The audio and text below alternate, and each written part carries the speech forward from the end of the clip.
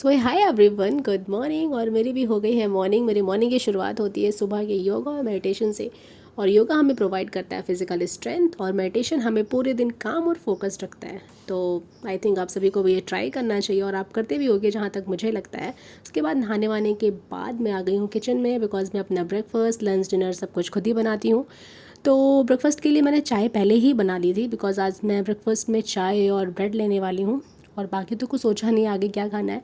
तो चाय मैंने बना ली थी, उसके बाद मैं सेक रही हूँ अपने ब्रेड को, बिकॉज़ ब्रेड सेक के खाना मुझे लगता है ज़्यादा अच्छा लगता है यार। तो बस चाय वाय मेरी चल गई। और अगर मैं बात करूँ ब्रेड की, तो मुझे लगता है कि सभी को ब्राउन ब्रेड प्रेफर करना चाहिए वाइट ब्रेड के कंपैरिजन में, बिकॉज़ ब्राउन ब्रेड ज़्यादा हेल्दी होते हैं। तो आप क्या प्रेफर करते हो मुझे ज़रूर कमेंट में बताना। और ये मैंने ले लिया अपना ब्रेकफास्ट। अब मैं रेडी हो रही हूँ लाइब्रेरी के लिए, और देखो मैं पहुँच गई लाइब्रेरी पहुँचने के बाद मेरा सबसे पहले जो काम होता है, मैं अपनी टेबल को करती हूँ क्लीन, सारी बुक्स को करती हूँ अरेंज। उसके बाद मैं मेंटेन करती हूँ अपनी एक डायरी, एक जर्नल, जैसा कि मैंने आपको लास्ट ब्लॉग में बताया था। उसमें मैं पूरे दिन का लिखती हूँ कि मैंने किस घंटे में कौन सा काम किया था, मेरा टाइम कहाँ पे वेस्ट हुआ था, और मैंने कितने घंटे की पढ़ाई की है। उस टाइम टेबल के हिसाब से मैं वहाँ पे सब कुछ मेंटेन करती रहती हूँ। इससे मुझे सेल्फ एनालिसिस करने में बहुत ही हेल्प मिलती है कि मैं किस टाइम पे क्या कर रही हूँ, क्या नहीं कर रही हूँ। तो ये सब करने के बाद आज मैंने न्यूज़पेपर लिया नहीं था, तो मैंने सोचा कि आज मैं न्यूज़ एडिटोरियल सुन लेती हूँ वाया यूट्यूब। तो बस मैं वही कर रही थी, और मैंने न्यूज़ एडिटोरियल सुना। और अगर पेपर आप नहीं ले पाते हो तो ये एक अच्छा तरीका है आपको डेली न्यूज़ से कनेक्ट रहने के लिए। उसके बाद आज मेरे टाइम टेबल में था कि मुझे अपना ऑप्शनल थोड़ा कवर अप करना था। बहुत दिन से मैंने उसको थोड़ा टच नहीं किया था, कुछ पोर्शन उसके रह गए थे, तो मैंने सोचा उसे ख़त्म कर लेती हूँ। तो एंथ्रोपोलॉजी मैंने स्टार्ट किया पढ़ना। और अगर एंथ्रो की बात करें तो एंथ्रो में मैंने अपाला मैम के और सचिन गुप्ता सर के नोट्स लिए थे मार्केट से। और उन दोनों नोट्स को मैंने कंपैरिजन किया, तो मुझे जहाँ तक लगता है, ये मेरा पर्सनल ओपिनियन है कि अपाला मैम के नोट्स ज़्यादा अच्छे हैं, क्योंकि वो बहुत ही सिस्टमेटिक वे में लिखे हुए हैं। और उन्होंने ऑलमोस्ट मुझे लगता है सारे सोर्सेज से, जहाँ से हम खुद भी गूगल करते हैं या किसी बुक से पढ़ते हैं या अन अकेडमी या फिर बिंदु मैम, जिस भी नोट से हम देखते हैं, जो चीज़ें देखते हैं, वो उनका पूरा कंपाइलेशन एक तरीके से बन रखा है ऑलरेडी। तो मैं भी अपने नोट खुद प्रिपेयर करती हूँ। दोनों नोट्स को मैंने कंपेयर किया, कुछ टॉपिक्स ढूंढे, कुछ इसमें कुछ उसमें। तो जो मुझे जहाँ तक सही लगता है वहाँ वहाँ तक मैंने अपना देख के अपना खुद का नोट्स खुद बनाया है, क्योंकि मुझे लगता है खुद लिखने से यार मुझे याद जल्दी हो जाता है। अगर मैं किसी और के नोट्स में पढ़ के उसे हाईलाइट करती हूँ या पढ़ती रहती हूँ, तो ये मेथड मेरे लिए तो काम नहीं करता। आपके लिए क्या मेथड काम करता है, आप मुझे ज़रूर कमेंट में बताना ये बात। अगर आपको और भी कुछ बेटर सोल्यूशन लगता है तो प्लीज़ आप मुझे कमेंट करके ज़रूर बताना। और एक बात और रही कि फिजिकल एंथ्रोपोलॉजी अगर हम पढ़ते हैं, तो मुझे लगता है कि मेरे साथ साथ और भी जितने लोगों का ऑप्शन है एंथ्रोपोलॉजी, उन्हें भी इसमें प्रॉब्लम होती है। बिकॉज इसके कंटेंट जो है कि मुझे जल्दी मिलते नहीं हैं बुक्स में भी, अगर देखा जाए तो। क्योंकि मुझे तो प्रॉब्लम हो रही थी, बट फिर भी मैंने कहीं ना कहीं से गूगल करके, बाकी चीज़ें करके, और कुछ नोट्स से देख के थोड़ा ट्राई किया बनाने का, और अपने नोट्स मैं खुद बना रही हूँ। और बाकी अगर बात करें पीनाद बुक की, तो पीनाद भी अच्छी बुक है। मतलब उसमें चीज़ें लिखी हुई हैं सिस्टमेटिक वे में। बस उसमें एक चीज़ है ना कि उसमें चीज़ें बहुत कम लिखी हुई हैं। मतलब लाइक अगर आप पढ़ना चाहते हो और अपना आंसर एक फॉर्म करना चाहते हो, तो थोड़ा लगता है थोड़ा और पढ़ लेना चाहिए। तो उसमें चीज़ें थोड़ी कम लिखी हैं, तो आपको ऐड ऑन करने के लिए कहीं ना कहीं एक एक्सटर्नल सोर्स की ज़रूरत पड़ती है। ये मेरा मानना है। तो बाकी अभी मैं पढ़ रही थी एवोल्यूशन वगैरह, वो मेरे कुछ टॉपिक्स बचे रह गए थे, तो माइक्रो एवोल्यूशन हो गया और आर डी फिंगर प्रिंसिपल हो गया, ये सब चीज़ें मैं पढ़ रही थी।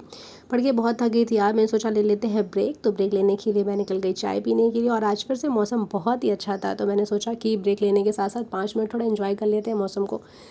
तो बारिश हो रही थी, फिर थोड़ा मैंने बारिश को एंजॉय किया, मूड रिफ़्रेश किया। बिकॉज यार लगातार पढ़ने से ना थोड़ा सा मूड भी अपसेट हो जाता है, तो मूड रिफ़्रेश करते रहना चाहिए। इसके लिए 5 और 10 मिनट्स का ब्रेक लेना तो ज़रूरी होता है यार। और ये ब्रेक हमें रिफ़्रेश रखते हैं। उसके बाद मुझे निकलवानी है अपनी एक पीडीएफ, जो कि है 5 ईयर प्लान्स के ऊपर।